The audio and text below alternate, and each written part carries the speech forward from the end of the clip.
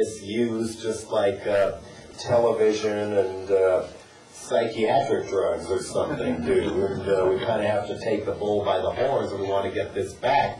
Personally, I've never really liked having headphones on if I'm on the plane or riding around on a bicycle or walking down the street. I kind of like to hear what's going on. Something new that I don't expect coming into my head. I like surprises, but no, I have to live in my little world. I have to live in my little... That's why people keep voting for Schwarzenegger and Bush. What can we say here? And another thing that the Hillary monster doesn't deem worthy in her little survey, are you aware, and I think you are, of just how much out-and-out vote fraud is going on in the United States now? This year, 60% or more of the American populace is going to be forced to vote on digital machines. Very few of them leave paper trails or anything. You can't have a recount if the vote's close, and one way to make sure that the vote isn't close, of course, is to already have programmed the machine to change the results of the election. This is not only what played a major role in skewing Florida for Bush in 2000, but next year, 2002, it got creepier in the state of Georgia. Whole state, everybody had to vote on those digital machines, and there was a Democratic candidate for governor and a Democratic incumbent senator who was supposed to win by 12 to 16 percentage points. Oh my God, stunning upsets. They lost by 12 to 16 percentage points, which was especially galling in the Senate race when the guy who won was a super right-wing warmonger Republican named Saxby Chambliss, who bashed his opponent, Senator Max Cleland, as being soft on wars, soft on terrorism, soft on national security, and an all-around pussy. Max Cleland is a triple amputee from the Vietnam War, while Saxby Chambliss is a chicken hawk, just like George Bush, who never served in the military at all, let alone saw combat. And that was a smelly one. It goes back even further. An early one was in the state of Nebraska, where a real right-wing Republican named Chuck Hagel won an upset victory in a U.S. Senate race. Oh my God, how did he do it? Nobody expected it. He even carried all these black neighborhoods, which no Republican had ever done in Nebraska history. Why?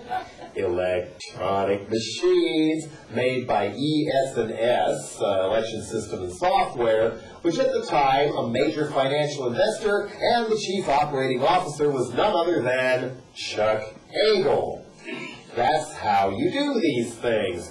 And Robert Kennedy Jr., of all people, the son of an authentic dead Kennedy, published a long, in-depth article in Rolling Stone, of all places, because the straight publications wouldn't accept it. You know, we would much rather write about Tom Cruise's baby or something, much more important.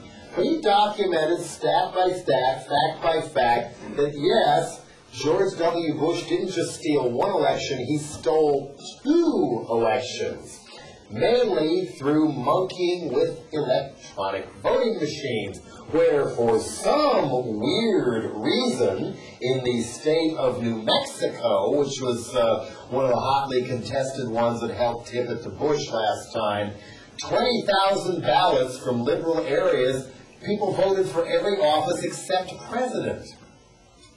It happened again to 10,000 more voters in liberal-leaning areas of Nevada, which was another closely contested state. And then in Ohio, clear off the scale, almost 360,000 voters, according to Kennedy, either weren't allowed to vote because they were black, or they had their votes monkeyed with by the machines, or there was deliberately a shortage of machines in liberal or black districts and way too many of them in the suburbs and all. And some people even reported touching the screen for John Kerry and watching his name disappear on the screen. Others reported touching for Kerry, and then when they had a list of who they voted for that they could see on the screen at the end, it said that they had voted for Bush. Yeah. And so, a whole bunch of, there's some areas in Ohio where voters had some very strange patterns. Big time going for Bush and voting for gay marriage. How the hell did that happen? Well, according to Princeton University, who managed to surreptitiously obtain one of these machines, the most notorious ones, made by a company called Diebold, whose head in 2004, Wally Odell, even said to the media, "I will deliver Ohio for George Bush." And boy, did he ever. Diebold are the ones that have no paper trail. They claim it's not technologically possible, even though they also make bank machines that print receipts for you when you make a withdrawal. And they're really arrogant and vicious on how they control these things. They're trying to get a guy jailed for leaking documents proving that Diebold was fraudulent with the state of California over whether the machines actually worked right. And anybody who criticizes them, even journalists, they threaten to sue them and all, drag them through court, even if they know they're going to lose, they can ruin you financially, something I'm all too familiar with. But what they did, so Princeton obtained a Diebold machine surreptitiously and discovered that all you had to do to change the machine was put your own little smart card in the slot in the back. And you could change it in many different ways. You could program it to switch votes from the one candidate to the one you want to win and then leave no evidence that that was done. Or you could program it just to discount votes for somebody or add some at will, take some away at will. Diebold countered, of course, by threatening to sue the university and get the study wiped off the map and everything and saying, yeah, but there's a way to control that. Not everybody can get into that slot. Only Diebold executives monitoring the machines can get in. Since when have private corporations been allowed to monitor elections like that? Because there's a door on the back that only they have the key to. Problem, according to Princeton, you can also open that door with a hotel minibar key. Anybody can alter these things.